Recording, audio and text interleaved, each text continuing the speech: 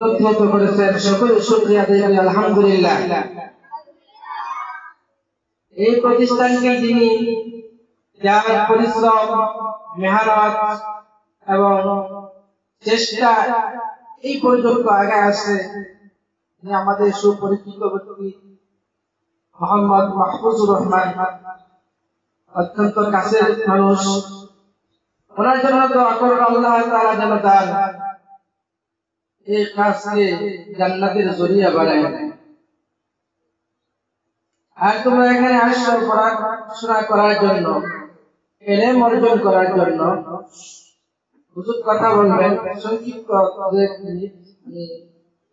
যেমন একটি ইলম, যে ইলমটা আসে চিনা বলছি না, এই ইলমের সামনে মাথা নত করতে হয়, দুনিয়ার কারো সামনে মাথা নত করা যাবে না। এই ইলম যার কাছে শিক্ষা করা যায়